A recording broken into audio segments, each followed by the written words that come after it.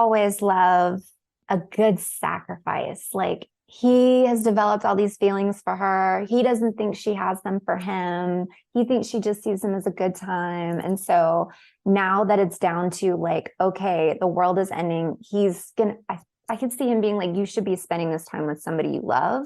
You should be spending this time with your family. Like we had our fun, but like, I care about you too much to let you keep doing this charade with me. So I Right. could see him trying to cut her loose or leaving without telling her bye or something. And then they have to find each other and somebody's in danger because it's the end of the world and the power's out and it's Vegas and everything's crazy. And somebody's going to get in trouble and somebody's going to have to come save them. Welcome to the story. It's story time with Skye. You can fall in love and laugh until you cry. It's story time with Skye. It's story time with Skye. Welcome to Storytime with Skye. I'm your host, New York Times bestselling author Skye Warren. Every week, I tell a brand new story based on the heroes, heroines, and meet-cutes that you want to hear about. I bring on some of my favorite romance authors as guests to help me craft a hilarious, steamy, and ultimately romantic story with a guaranteed happily ever after. So pour a glass of something fun. Welcome to the story. Hi, everyone. It's Skye Warren, and I'm here with BB Easton, who wrote multiple books, including 44 chapters about four men, which inspired the Netflix show Sex Life, and the Bad Boys Don't Die trilogy, which recently got a very steamy makeover. So if you haven't seen those, you definitely want to check it out. Hi, BB. Gorgeous. How are you? I'm so happy to see your face. I know everybody else can't, but it is always such a pleasure to talk to you. Yeah, I love seeing you. I wish I could see you even more. So this is great.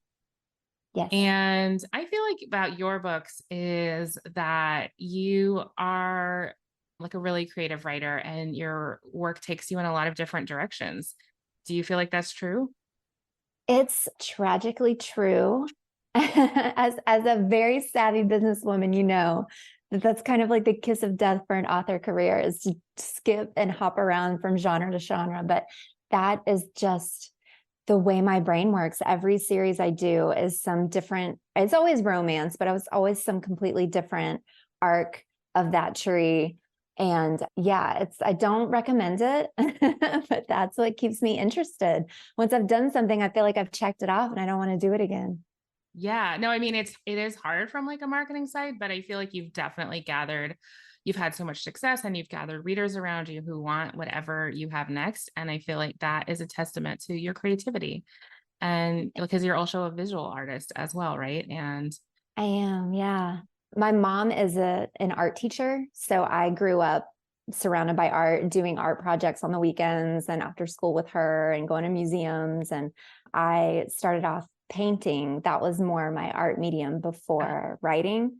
I was always like writing poems and things, but as far as like novels, I never tried until I was in my 30s. I was always a photographer and a painter. And this is so much more fun for me because I'm such a perfectionist that painting would just frustrate the hell out of me. Nothing was ever good enough. And with writing, I can just delete and rewrite. I will spend an entire day deleting and rewriting a paragraph until it sounds perfect. And it's so much easier to do than painting over something multiple times. So I finally found my medium, the one that doesn't make me want to cry every day. So this is definitely a medium where you get to do a lot of editing. Get to, I guess, is one way to phrase it. yeah. So that's kind of funny. I didn't know that about you. So was she encouraging or was she kind of like, you should get a real job and then do that on the side? Or like, because that's what a lot of parents say about this profession that we're in. I had my mother and father were like the angel and devil on my shoulder as far as like my art career went. She being an art teacher, and she's just sweet and supportive anyway. She would get behind anything I wanted to do and always was very encouraging. My dad, who was also a starving artist, but he was a musician, he wanted nothing more than for me to, become a doctor or a lawyer and get a good job and a pension and a corner office and have some security. And he was extremely discouraging to the point that if he came in, I remember one time and saw a painting. I had done this huge painting and I had spent weeks on it. in my bedroom when I was like in high school. And I was so proud of it. It's one of the best things I've ever done. And he looked at it and went and like shook his head and was like, if you're not careful, you're going to do this for a living. And it was like such a warning. Like I was on drugs. Like I was like standing on a street corner, like, what are you doing with your life, kid? You got to turn this thing around. So yeah, it was kind of the forbidden fruit. And I went to college and I became a school psychologist, and I just really internalized that message that this is going to break your heart. You're going to starve to death and die. Don't do it. So yeah, I was a school psychologist for 9 years and just started writing in the spare time I didn't have. And once I had a book, I published it and thought it was just going to be a little one-off thing. And here we are. I was able to quit my job. I haven't gone back. I finally have the artsy job that I always wanted. That's awesome. That's lovely. So I actually did know about your psychiatrist past, and I used that for our story that we're going to come up with today. Oh, yay. And so the way this works is we get 3 elements. Some of them are handpicked by me. Sometimes they're randomly generated, and sometimes they come from readers. And so we get 3 elements. One is the hero and one is the heroine. And the last element is the meet cute, which is just how they start. And then we can go in any direction we want. And so I will tell you that the hero is a rock star. Ah. The heroine is a psychiatrist. It's not school, it can be anything. Yeah. And also I have, read your book Group Therapy, which also features a psychiatrist heroine, or is she a psychologist? I don't know. Psychologist. Yeah. Yeah. And then I thought, in honor of your Bad Boys Don't Die trilogy, we would do End of the World. Oh, of course. Oh, it's all my favorite things. Oh my God. You're just massaging my id right now. Oh, I'm like That's foaming what at I the mouth. enjoy doing, massaging it. So excited. So let's talk about meet cute. It's kind of open-ended. Some of them have been more specific. I feel like there's a lot of ways you can meet in the End of the World. You can pair them up by she's his psychiatrist. That's one way, but you don't have to do it that way. That was kind of like how your book is. So let's go a different direction. Okay. What if she's a fan? That's what I was just thinking. Yeah. Because in group therapy, I have a psychologist and her celebrity crush ends up being her client. But in this one, it could be more, if it's the end of the world, maybe she's having a crisis like I did, where she's like, oh my God, I've wasted my life. All I wanted to do was like, follow Fall Out Boy on tour, or, like my whole life, I've just wanted to be a professional groupie. And instead I got this proper job. And so, we've only got a couple weeks, days, months left to live. I'm going to go shoot my shot with this rock star and finally, be the rebel that my parents didn't let me be when I was younger. Yeah. I love it. I think that's funny about something that's like apocalyptic is like how relatable it can still be. Cause we're like, I know what that would kind of be like. Yeah. Realize that you've been doing what you were supposed to do all this time. Okay. So she goes and seeks him out and she finds him in like potentially like a drug fueled orgy, which is like, I feel like stereotypically what a rock star would do. Absolutely. Do we want that, or do we want her to expect that and he's not doing that? Well, so he's also going through his own end of the world crisis. So maybe he's been on his, I could see it going both ways. Like, is he just taking his rock star orgy lifestyle and cranking it up to 11? Or is he like, you know what, I've only got a little bit of time left. Like, I'm going to go explore pottery or, like right, whatever. Like there's like, well, and like songwriting is like poetry, right? So like, it could be that he was like this poet and he indulged himself in this rock star lifestyle because it seemed like it could parallel in a totally different way. It seemed like what society assumes every man wants, right? Like money and women and fame.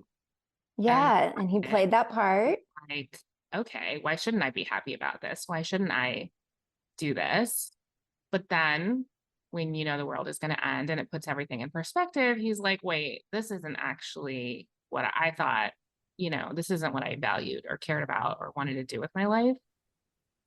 Yeah, I like it. I think they should both be kind of having like, they're on two extreme sides of the career spectrum. You know, she is like super responsible and, you know, has all these degrees and did everything right. And he went the other way where everything is, you know, a party and wild and crazy and chaotic. And so they're going to kind of like want to switch places before the end of the world. And so he might get really, I almost see her finding him like she's haunting, she's like backstage and trying to sneak into the green room and like doing everything she can to check this item off her bucket list and meet this rock star guy.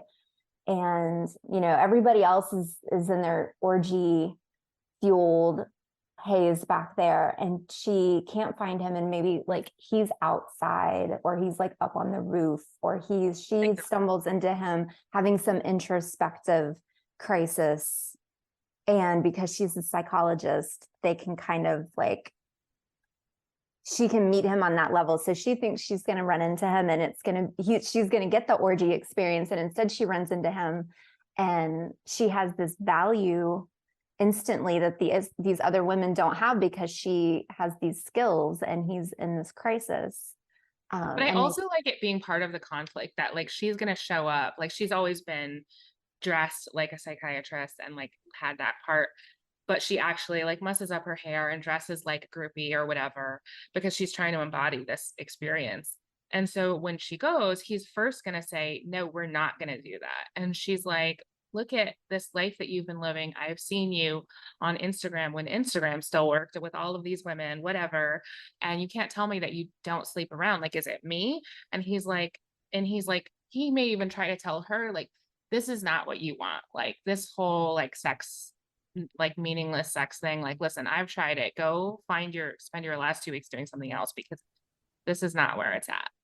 And she's like, what do you think working in an office is where it's at? Like, you know, like that's the life I've been living. So that it can be like this conflict right up front where she's expecting it to be easy. And he's like, no, I specifically don't want this. I love that. It's kind of like, you know what I loved about 50 Shades was that dance that Christian and Anna did where, you know, it was very much like 2 steps forward, 1 step back, where at the beginning he wants a purely physical relationship. She wants like total emotional relationship, and they have to give and take. This is kind of like the reverse of that, where he's had all of the meaningless sex and doesn't want that. And she does. And they have to kind of do that dance. But I could also see like the potential for rejection that she would feel. And, you know, they always say like, don't meet your heroes. She finally meets this guy who's such a man whore, and he won't touch her. Like that could be a lot of fun to play with too.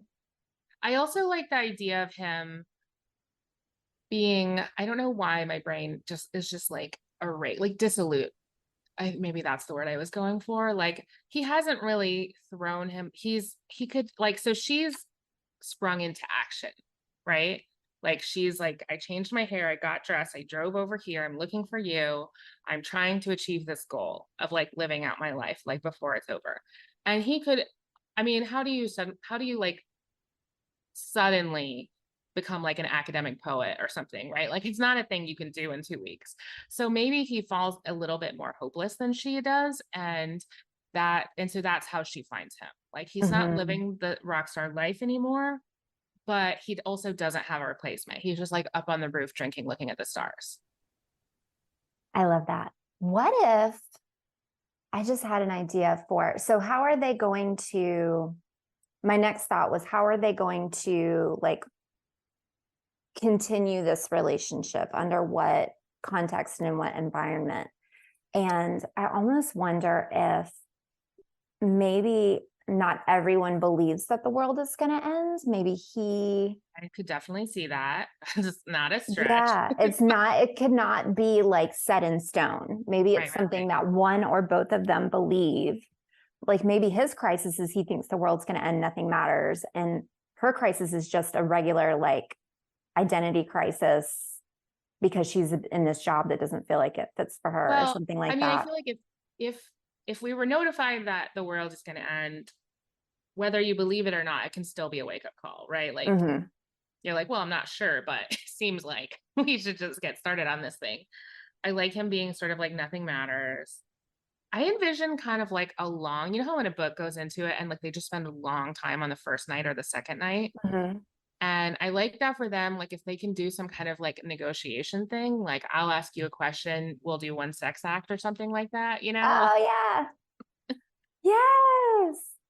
Or they could help each other. Yeah, like they could both have experiences that they want before the world ends. And Oh, they like a could, bucket yeah, list. like a bucket list. And they could, like, he can help her. He can get her in places. Like he has all this access. He has all like money and drugs and girls and like anything, any debauchery she wants to get into, he could help her get into. And in exchange, I don't know what she could offer him. I know that it's interesting because I don't feel like we have a good sense of his bucket list. Or I think maybe it's that he doesn't have one, like because he's so Yeah. lost hope. Yeah. And so I wonder if it's not really an even trade. It's more like he reluctantly agrees to do this because it's like, if nothing matters, why not? Right. And then, of course, like he'll find value and meaning along the way. Mm-hmm. Because even as he takes her to do this debauched thing, like if she wants to like have sex on like some high place or whatever, he is like, I've done that before, but it's going to feel different when he does it with her. Mm-hmm. And I mean, I feel like the good thing, I mean, good slash bad thing about apocalyptic is like the closer you don't even need to like have that much. I mean, you can, of course, but like every step that they get closer is just increasing the dread because you know what's happening. Absolutely. And there can be external like external suspense stuff because if whether everyone knows or whether some people know, like I don't kind of envision a breakdown as deep in as we got on the Bad Boys series, but I definitely like some things are going to start breaking down. Absolutely. Everything's not going to run smoothly for sure. Oh no. Yeah. Oh, they can get trapped so many places. Like they could get stuck in the subway. They could get Yes. stuck in Yes. traffic. They could absolutely, oh my God. Yeah. Or like they're That's in some place, like they're on some roof that they got to with an elevator and then the power goes out. And then they kind of look down and there's like looting and everything and they're like above it all, but like, you know, I definitely see them on a roof. As soon as yes. I don't know why, but I picture them on a roof, definitely looking at the stars.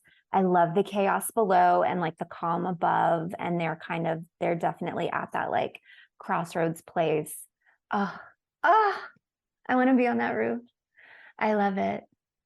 Yeah, I love the contrast of time there because they've got potentially like whatever, a few weeks or a few days, whatever. And it's kind of like trying to figure out whether that matters, but like against the backdrop of stars that have been going for like thousands of years, you know? Mm-hmm.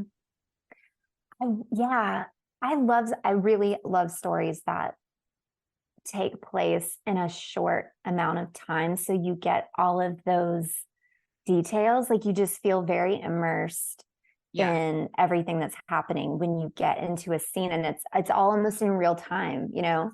If it's a 2-hour movie that takes place over a day, it feels very much, it's almost more voyeuristic because you're in it with them every step of that experience. So yeah, I think that's interesting. I used to write really short, like books, not in terms of word count, but in terms of like how much time passed in the book. And I sort of had to force myself to try out longer time frames. But I do think there's something there, like whenever I'm reading and it's like a few weeks later, and there's a part of me that's just like, what happened in those weeks? Like trying to figure it out before I can like mentally get back into the story. Me too. Me too. I don't want that space. I want to be like, Yeah. it's easier to walk away from a story if there's a big break like that to me. Yeah. Yeah. I like being just, you're in it. You're on the treadmill or the hamster wheel or whatever. Like it just keeps going and there's Yeah, not like a big immerse time was a break. really good word. And I feel like this story makes sense as an immersive story. Okay, Mm-hmm. so they're completing things off her bucket list. She's having a good time, but it's actually not going to be as fulfilling for her as she thought it would be because like it's just, I mean, I think it's going to be interesting for her to experience those things and like you always have like you romanticize it to a certain point, right? Like but she's obviously going to she's going to be caring about him more and that's and he's going to be definitely experiencing it different than any time before. Mm-hmm. So they're going around the city, maybe like a really, I almost feel like a big city so that they can truly access everything, like Yeah. either New York City or even like I thought of Vegas, like, and also like so they can go to iconic places. Yes. I feel like Las Vegas would be so creepy at the end of the world because it's so bright. Like you can see it from Mm. space. And if the power goes out, just the power never goes out in Las Also, Vegas. I think Vegas would be a wild place to be during the apocalypse because imagine how people would continue to raid the buffets and gamble away all of their money. You know Oh what I yeah. mean? Like Oh and yeah. the casinos would just stay open, right? Because why would they close? But they're making all this money, but there's nothing they can do with it either. You know what I mean? Because it's Mhm. ending. So it Vegas itself would definitely be dialed up to 11, like you said. And just like the violence too. If Mhm. everybody is that like out of their minds on drugs and on, mania from the world ending, and you're going to get the people who are like the most unhinged, I think, Yeah, I in mean, Las already Vegas. the strip is like really such a frenetic place, you know, because these people are going to shows, people are gambling. It's like, it's almost like a walkway. Cars can barely move along the strip. Yeah. And they wouldn't at all, I'd probably be able to do it at this point. And you have like all these flyers that you're walking on for like strippers and stuff like that. And it's just like, it would be such a wild place. Yeah. Absolutely. I keep trying to think of a goal for him or something. Like it would be so easy for the two of them to just like decide to have a fun night together. Like he says, screw it, and isn't going to do his gig that night. Like they're going to play some big end of the world show, and he just doesn't show up. That's where she finds him. Like he's outside staring at, on the roof or whatever, staring at the stars.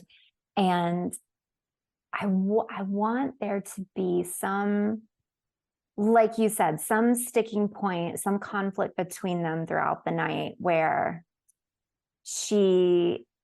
their goals are incongruent, or, she wants to be physical and he doesn't, or I'm trying to come up with like. So I do feel, I see what you're saying. I feel like he's still a little ambiguous as a character. And what keeps coming to my mind, and this is partly because it's like what I write, and it's also partly because there's this scene in one of my favorite like historical romance novels of this guy. Like the book opens on this guy just lying on a roof and looking up at the stars and drinking. So like obviously my mind was like, And his specific situation is that he worked in a male brothel and like he was protecting this kid, and the kid's family came to get him and he ended up leaving with them. And so he had a lot of like shame around his body and around sex. Mm-hmm. And I kind of felt not, the brothel thing specifically, but I kind of wondered if the hero had, maybe it wasn't like he accidentally fell into being a rock star. Like that's kind of how he played it a little bit. Like he wrote poetry, they became music, and suddenly he was like, this is fine. But what if it was more like he just specifically wanted to be a poet and that was his actual goal? And then something dark happened in his life and that derailed him and it made him feel sort of shame about himself. And he was like, you know what? I am no longer worthy of my goal. So I'll just do something else with my talents. And the fact that society thinks that's great, I don't think it's great. I'm doing this lesser thing because I don't deserve the good thing. So it's less, Yes. I feel, about like his goal is going to be less about becoming a poet, is more like finally seeing himself of being worthy of that, because she's going to appreciate his lyrics as poetry anyway. Mm-hmm. So really it's like he's been doing it, but in his mind it's not the real thing, it's not the good thing. I can see that with his like meaningless relationships too. If he's this poet at heart and then ends up being a rock star by default because, sex sells and that's the only way to make a living writing poetry for a guy who looks like him. And if he's, staring at the sky on the eve of the end of the world and has no one to share it with and hasn't found a relationship, even though he's this romantic poet guy at heart. I could see him not wanting, he feels like he's wasted his life. He feels like he's missed out on the chance at love and now it's all over. And so I could definitely see him not wanting to like just jump into bed with one more, nameless girl. Yeah, like exactly. Like it would represent another step. So he would fight it like hard, even though he'd eventually give in and be like, okay, we'll try these things. But like he would fight it hard because it feels like another step in this like value system towards a value system he didn't have and he didn't like. And I think the element of shame, shame drives, like it can happen for a lot of different reasons, and it drives a lot of our actions like without us knowing it. So I feel like that could be that. I feel like he's not even self-aware enough to know like that's why he's doing it. Like that's something she's going to give him. I wonder if I've been really interested lately in services that provide like a boyfriend or girlfriend experience to people. This is such an up and coming thing. I mean, I'm sure it's been around forever, but it's taken on so many different formats and modes now. Like there are so many ways that people can get the experience of having a significant other that they pay for that is not genuine. And I always wonder how that makes people feel. Like there's this app that I think is really cool. Audio is such, audiobooks and audio content, audio erotica are so big right now and are just growing and growing. And there's this app called Quinn where they have, sorry, this is a tangent, but basically they have narrators or voice artists who will speak directly to you like they're your boyfriend or girlfriend. Yeah. And so you listen, they're just pre-recorded and it's like, hey babe, how was your day? And it's this one-sided conversation of someone talking to you like they love you, they tell you they love you. It turns into a sex scene because it's an audio erotica app. But some of them are very loving, some of them are rough, whatever, but you can kind of pick this personalized experience where someone talks directly to you like that. But in the back of your mind, it's not genuine. And so I almost wonder if his bucket list thing, because he's never fallen in love, he's never had a chance to have a real relationship, he's always on the road with these meaningless relationships, is for her to fake like a girlfriend relationship for the night. Like if we were in a real relationship, what would that look like?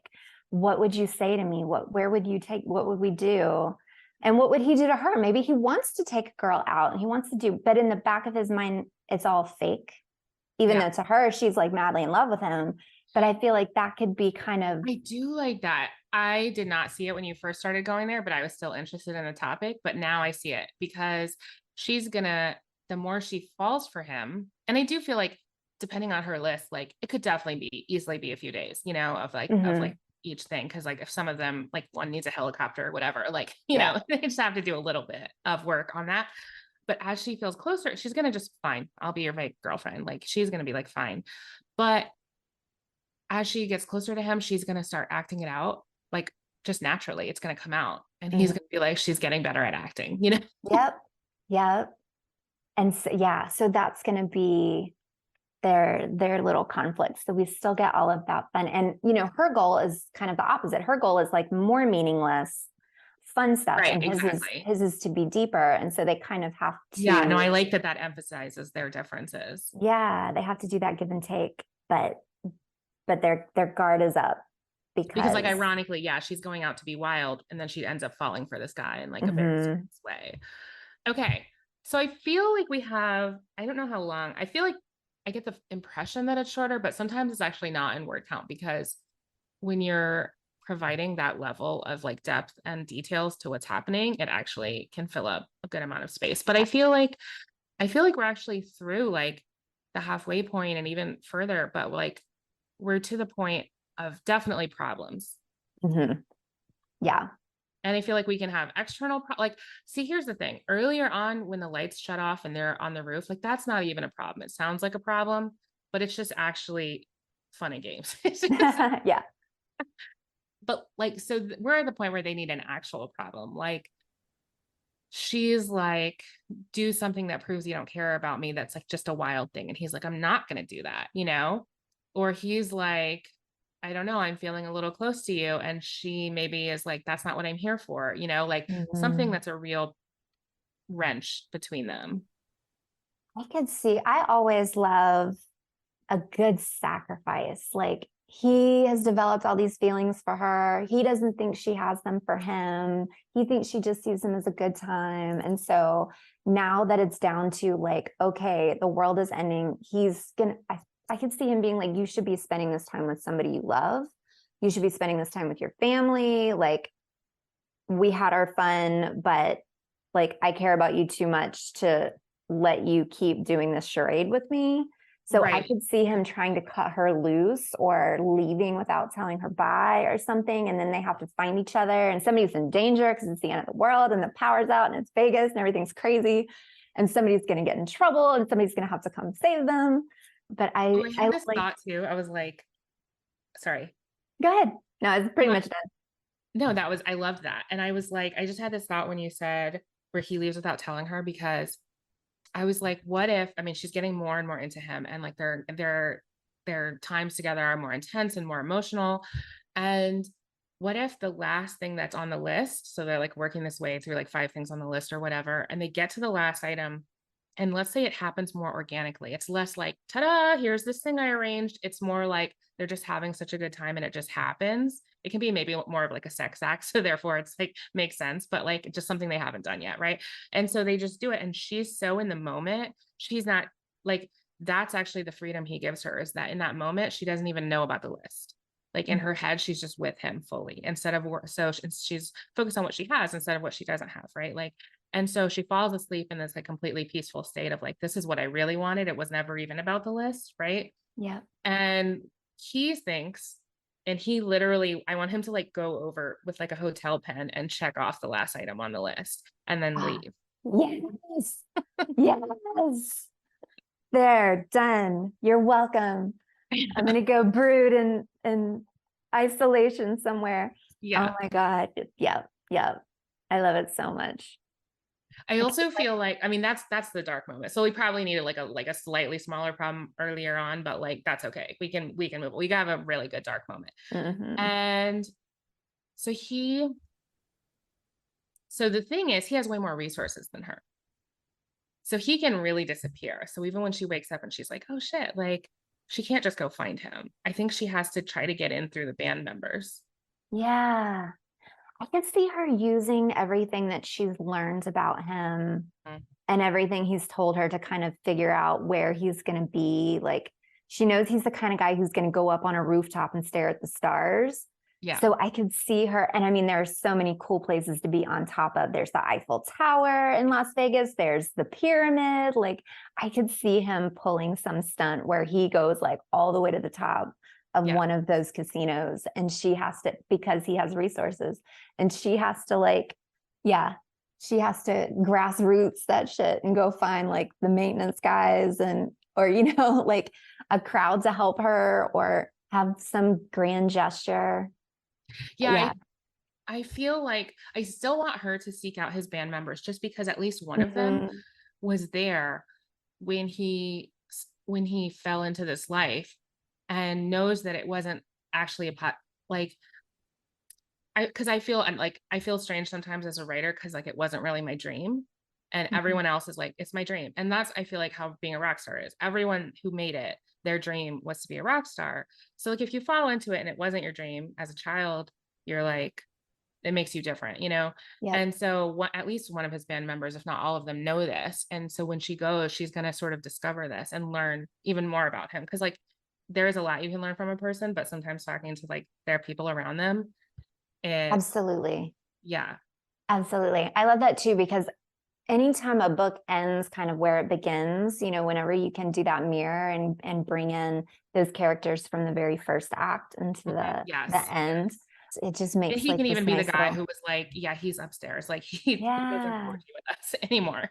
Yes, I love that. I really love that. And maybe his band members could even rally, like they could all help, because he might feel like it might be really good for our hero to see them love him as a person and not just as, you know, Yes. this front man or this rock star or whatever. Yeah. I mean, one of them could even, I actually envision him being like guilty because like here was his like sensitive poet roommate from college, and he's like a guitar player, loves music, and his friend had a bad experience and was like down on his luck and was like, I don't want to be a poet anymore, can't do it. And this guy is like, well, listen, you have these, like, these are basically lyrics, and you have this growly voice that you could use in this way. So why don't you, I'm trying to get myself off the ground because I do have a dream of being a rock star. So let's just try it. And then they try it, get discovered, you know? Yes. And now he's all depressed. Yeah. He could like, maybe he's been depressed off and on throughout this entire career. And he knows that he's fallen into this. He doesn't know how to fix it for his friend, but he knows that it's happening and he feels partially responsible for it. So yeah, so he could definitely help her. I also had this vision when you said she could like do it grassroots. I had this vision of like at some point in her trying to get up there or wherever he is, of like, yeah, he can make some little Paris reference that she puts together, and she's like, he's up there. And I want someone to just be like arguing on the phone with their loved one or something, and like maybe a parent even like still trying to get their kid to like not be gay after all this time or something, like the world's about to end, this is what you should do. And she just like snaps at him in her psychiatrist way of like, get over it, you need to love your whatever, and also open this door. Oh, you know, like I just thought because he's a poet, part of her grand gesture could involve poetry, either like a really bad poem that she writes for him on the spot, or some like the guy from the band could have like the first poem that he ever wrote when they were roommates in college or whatever. But what if she's able to like get a generator, get the power turned on for something that has like a big jumbotron? I know there's this huge right in front of the Bellagio across from the Eiffel Tower. There's a huge like jumbotron thing, and she could get like a poem put up there or something when she can't get up to the top of the Eiffel Tower that could basically be like roses are red, violets are blue, like come the fuck down before you die, you know, but like some cute gesture before we all die. Yeah. But she has to, yeah. No, I love that actually. And I want it to be silly. And I actually really like the idea of it being a laughing moment, because sometimes like when stuff is so heavy, you just need that moment to like laugh at her poetry. And also it's funny. And it shows that she knows him and that he knows her. And yeah. Oh, I also like the idea that all along when they were doing their bucket list sex, basically marathon, that he was saying poetry to her and she's like, great lyric, you know? Yes. I think we need to incorporate the poetry kind of throughout. That would be so fun. Like how naturally it flows to him. Oh, I love him. I love him already. Like I want to go get him down off the tower now. I'm like formulating my poem in my head. What can I say? Oh, I have such a soft spot. Those are my favorite heroes, are the ones that look really hard on the outside and they're just so like soft and squishy on the inside. Yes. I do. Like Edward Scissorhands. He was my original template for like just absolutely hard and off-putting, like could kill you with his bare hands, but on the inside he really has some Edward Scissorhands vibes, like in a very different way. Like, oh, that's like my he favorite. Wants to experience family, and she's like, yeah, it's boring. Trust me. No. Okay. So does the world actually end? I kind of want it to actually end. I like picture them like laying in the Bellagio fountain, watching like a comet streak across the sky or something. So yeah, like they fully get together. He's got to tell her like, if we need another scene, if the world is gonna end, they're gonna like a happiness scene where they do run through like the fountains of the Bellagio with like probably a bunch of other people, you know what I mean? Like, but it doesn't matter because they're having a good time and like doing what they want and have found each other. And then he can like really say a bunch of poetry to her. Yeah. I just want like an extended, and she's like, oh my God. And he's like, here's some more. And then, you know, like I just like just really drive it home. Like almost like he'd had a cap on him all this time. And even though he was writing these songs, like it was just overflowing inside him. Yes. And then I mean, the thing about the world ending is that it's not an HEA, you know.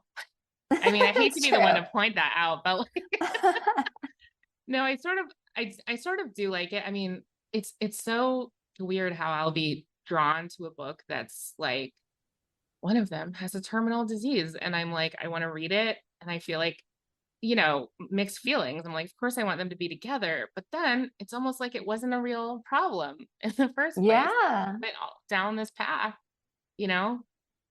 I mean, I love a good happy ending. I love a good happy ending, but there are some books, like especially with some really dark romance books, where I get to the end and I almost like want them to go out in a blaze of glory.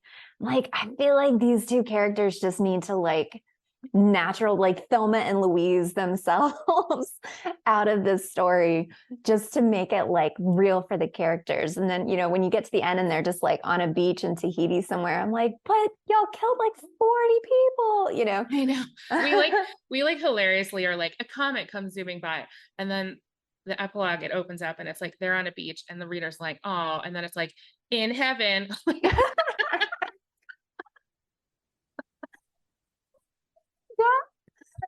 You do it. That is how you do the happily ever after with the end of the world. You figured it out. The epilogue is them in heaven.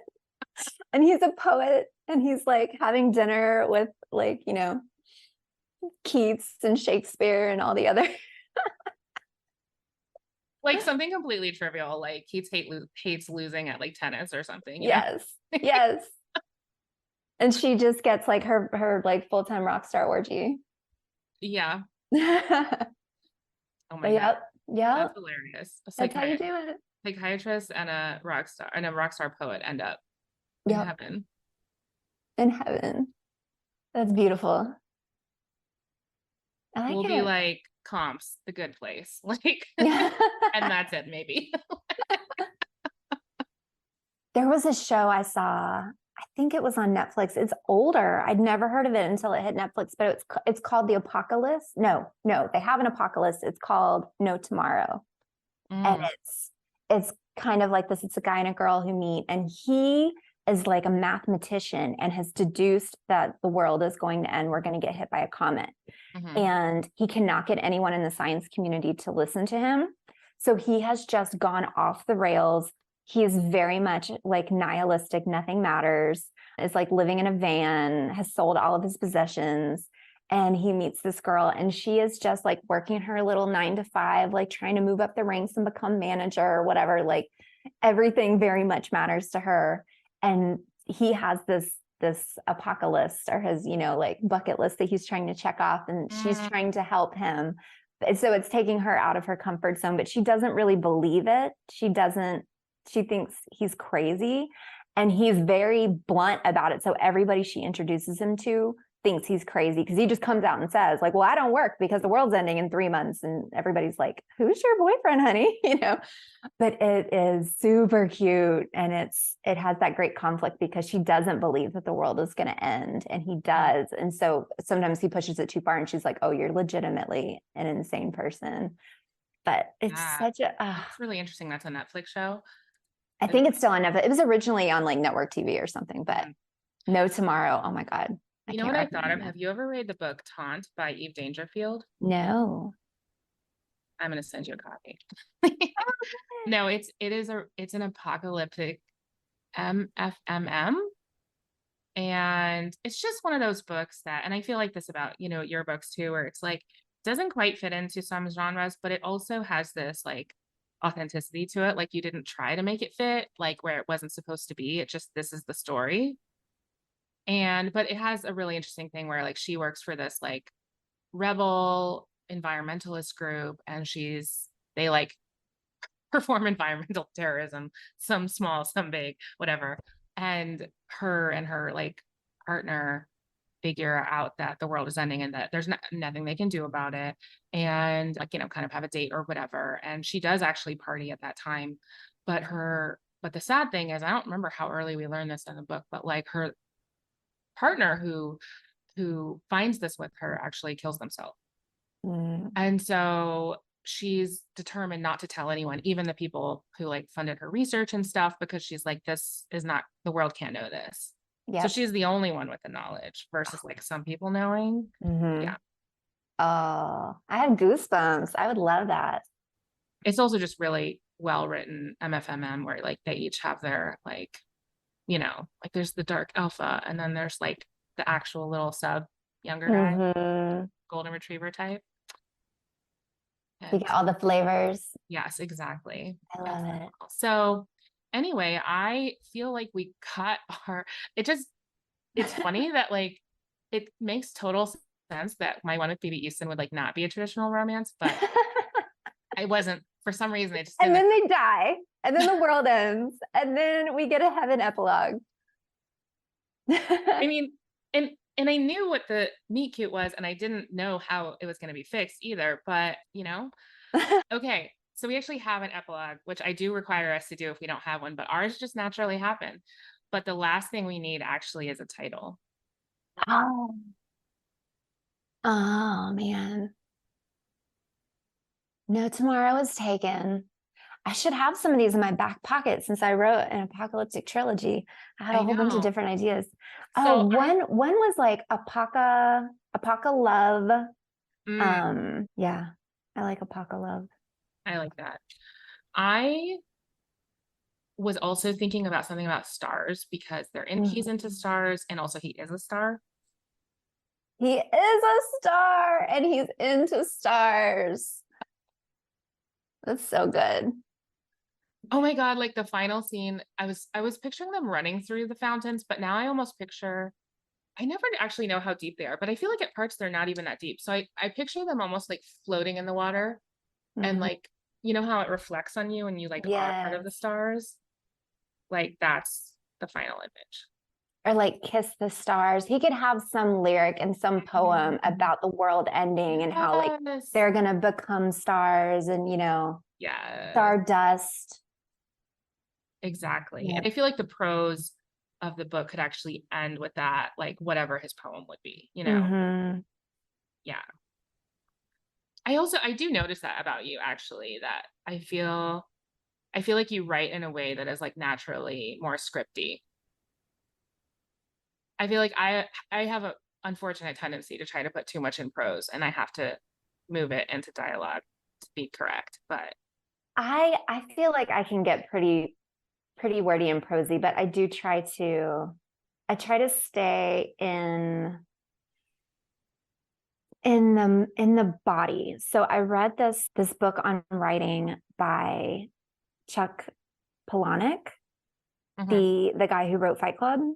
He has a book about writing and I love it so much. And he has a different writing style than me. He has a minimalist style. So when they write dialogue, they don't even do quotation marks or anything. It's just like, get over there, he said, and it just keeps rolling.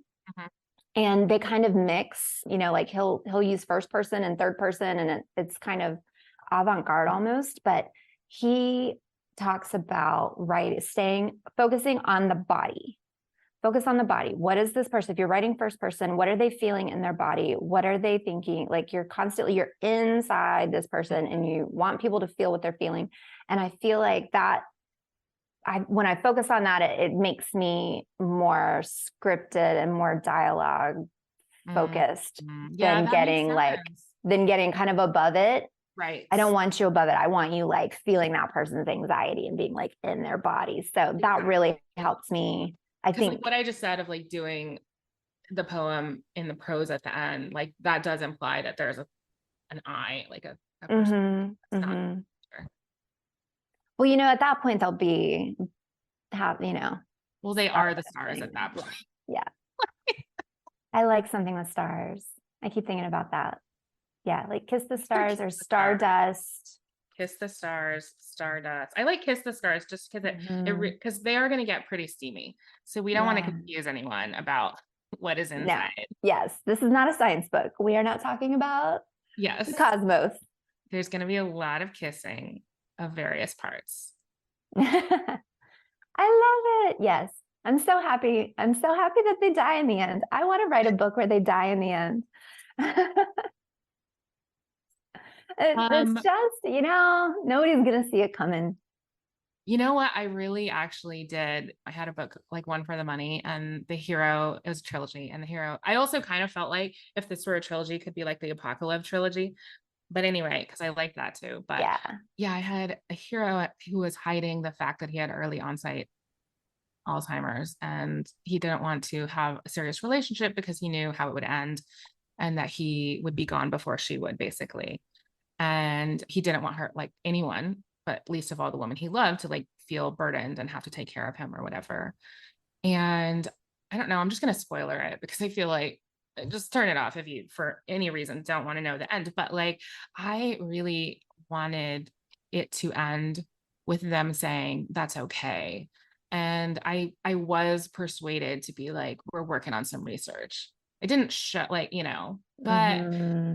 it's tough. Like, I mean, because I understand both sides. Like, as a reader, I totally get wanting your happy ending, but I'm also like, I don't know. I mean, I almost think there's a romance in being like, I'll take my 5 years or whatever. Absolutely. Oh, I have goosebumps again. Physical. I really like anytime I hear something, I just go like, ooh, that's so good. That's such a great conflict. So, so good. And that's one of my favorite covers of all time ever, by the way. Such a beautiful book. Oh my God. But yeah, that's fantastic. I do. I mean, I feel like that is kind of a happy ending. I mean, it won't be It is, the and I just like happiest, but personally yeah. really struggle with those epilogues that are like 5 years later and like 10 years later. Like, I mean, and that's the duality of it, because as a reader, I gobble them up. Mm-hmm. So it's not that I don't get it, but like as a writer, I'm like, yeah, I want, I mean, I think I've always been drawn to like darker stuff. So like I want the hard, some of the hard realities to be beautiful, you know? Yeah. Yeah, me too. And I feel like those are the books, we say we don't want it, but then some of the most talked about books are the ones that don't give you what you want. And those are the books that people write fan fiction about and just canonize because they want that ending that they didn't get so badly that they're like obsessed with it.